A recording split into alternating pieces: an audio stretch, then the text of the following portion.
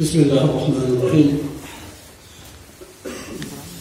Bizlarni muborak Sayyidil Ayyom kuniga yetkazgan Parvardigorimiz Jalla va Allohga berilgan hamd sanolarimiz bo'lsin. Hamda bizlarga bu kunlarning fazilatini o'rgatgan, ta'lim bergan mahbub payg'ambarimiz Muhammad Mustafa sallallohu alayhi vasallamga salovat salomlarimiz bo'lsin. Va siz aziz va birodarlarimizga assalomu alaykum va rahmatullohi va barakatuh. Muhtaramlar, biz bugun Qo'qon shahridan So'x tumaniga kelib, mana shu masjidda, Abdulloh domla masjidlarida bir ma'ruza qilishni O'zbekiston musulmonlari idorasi Farg'ona viloyat vakilligi tavsiyasi bilan keldik. Alloh taolo suhbatlarimizni manfaatli qilsin. Bizni bugun biz bilamiz, So'x tumanida ko'pchilik tojik tilida gapirishadi. Biz lekin tojik tilida gapirishga qodir emasmiz. Lekin uzr so'raymiz shuning uchun. Lekin men o'zim shunday bilamanki, asli o'zbek bilan tojik millati ikki tilda gapiradigan bir millat.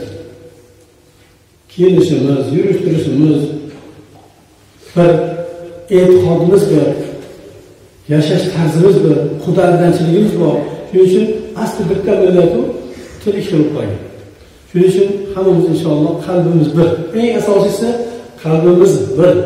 Alloh bir, Rasul barhaq, Hanafiy mazhabi. Shuning uchun bir-birimizga gapimizga inshaalloh tushunamiz, qabul qilamiz. Alloh subhanahu va taolo suhbatlarimizni hammamiz uchun manfaatli va muvaffaq qilsin. Muhtaramlar, bugunlik O'zbekiston musulmonlari idorasi fatvo markazidan taqdim etilgan juma tezisida bir juda katta ahamiyatli mavzuga to'xtalgan bir hadis sharif Rasul akram sallallohu alayhi vasallamning hadislari sharhi hech bir yaxshilikni hisoblamaydi. Chunki yaxshilik degan narsani o'zi eng ma'ruf narsa. Ya'ni yaxshilik bo'lgandan keyin kattasi kishini hammasini barobar qilish kerak bo'ladi. Biz bu dunyo siz bilan biz uchun oxirat ekinzori. Ya'ni dunyo mazraatul axira. Shu dunyo hayotida biz bandalik qilib, ibodat qilib, toat ibodat qilib, shu bilan birga oxiratimizga zaxira yig'adigan joyimiz bu dunyo. Xuddi dehqonlar yozda dehqonchilik qiladi, hosilni yig'adi, qishda shunday vaqtlarda yeb yotadi. Mana shunga o'xshagan biz ham oxiratga borganimizda inshaalloh oliy jannatlarda Rasululloh akram alayhissalatu vassalom bilan birga bo'lishni nasib etsin. Mana shu dunyoda qilgan toatlarimiz hamma shunga savob bo'ladi. Shuning uchun hech bir katta kichik narsani haqir sanamasligimiz kerak. Mana shu maqomda Abu Zar al-Ghiforiy degan radhiyallohu anhu sahobiydan rivoyat qilingan hadis sharifda Payg'ambarimiz sollallohu alayhi vasallam aytdilarki: "La tuhqiranna min al-ma'ruf shay'an, walau an talqa akhaka biwajhin talq." Aytadilarki, Payg'ambarimiz sollallohu alayhi vasallam biron bir narsani siz kichik sanamang. Ha, shu ham savobni unday katta savob qilish kerak demang. Kichigini ham qila olish kerak, kattasini qila olish kerak. Ana shunda inson katta sharafga inshaalloh erishadi. Aytadilarki, Rasululloh akram alayhissalatu vassalom bir birodarning yuziga ochiq yuz bilan qarashliging bu ham sadaqa bo'ladi. Ba'zan shunday bo'ladi, uyda bir mojaro bo'ladi, xonadonda, oilada, har bir oila bo'lishi mumkin. Ko'chaga chiqqanda bir kishi kelib qoldi yoki chaqirib qoldi. Ko'cha uydagi vajohat bilan chiqib, unga vajohat qilmaslik kerak. Yoki aksincha, ko'chada bir narsalar bo'ldi, tadbirlar bo'ldi, uyga kelib keldi. Endi uyga kelib, ko'chadagi qasrni uyda olib, uyda baqir-chaqir qilmaslik kerak. Xonadondagi oila a'zolari bilan yaxshi yashash kerak bo'ladi. Chunki Alloh subhanahu va taolo Qur'oni Karimda va ashiruhunna bil ma'ruf, ya'ni ayollaringiz bilan yaxshi o'rgilroqlik qilinglar. Bularga bizni kiydirib, yedirib, ta'minlaganimizdan tashqari ularga chiroyli so'z aytishimiz, gaplashishimiz, ularga yaxshi muomalada bo'lishimiz ham bu ham bir sadaqa bo'ladi. Hatto aytiladiki, inson o'zini chelagidagi suvni boshqaga quyib berish ham sadaqa. Hozirda emas, hamma yo'lga kirib, yer quduqdan suv tortilgan, bir odam bundan suvni oldi, qarasa bir odam kelib qoldi. Qiymani olib men kelib olaman deb unga quyib bersa, shu ham ajr savob bo'ladi. Bu ham katta ne'mat bo'ladi. Endi Rasululloh akram sollallohu alayhi vasallam yuqorida aytgan hadislarning birinchi qismida yaxshilikdan biror narsani kichik sanamaydilar. Buning ichida ma'ruf, ya'ni ma'ruf narsa nima? Ma'ruf narsa shariatda qilishlikdan savob beriladigan narsa, savob untiriladigan narsa. Buni katta kichik bo'lmaydi. Al-ma'rufu ismu kulli fi'lin yu'rafu bil fi'li aw shar'i hasana. Yaxshilik keltiradigan, savob oladigan amalning hammasi ma'ruf deyiladi. Amr ma'ruf degan o'sha ma'rufga buyurishlik bo'ladi.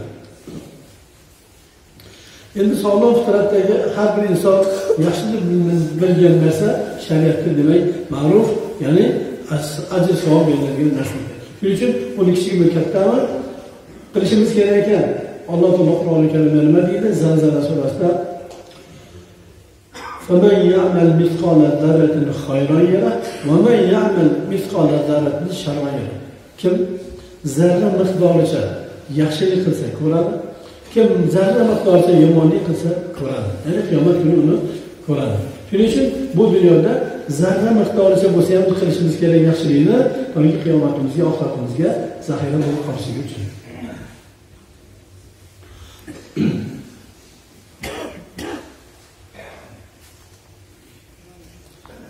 Boshqa oyat karimada Parvardigor Jallohu marhamat qilgan sevgili ولا تحملون نفقة صغيرة ولا كبيرة ولا يقطعون واديا إلا كتب لهم ليجزيهم الله أحسن ما كانوا يعملون.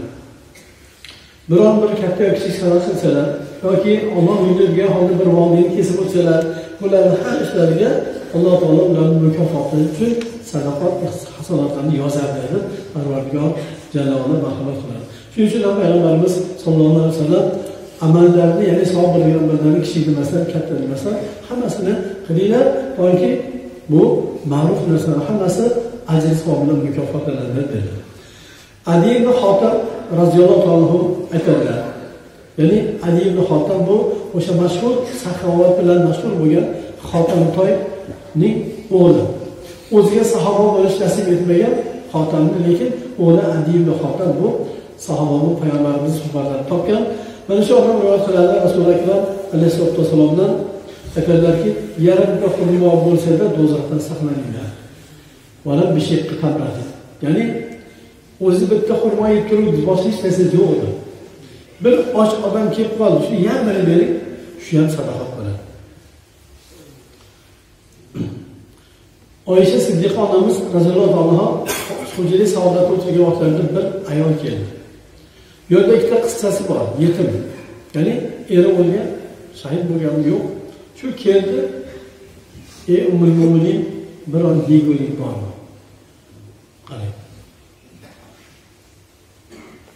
Oysha Siddiq onamiz, Ummul Mu'minin, Abu Bakr Siddiq radhiyallohu anhuning qizlari, Rasul akram alayhisolatu vasallamning zavji mutahharlari onamiz.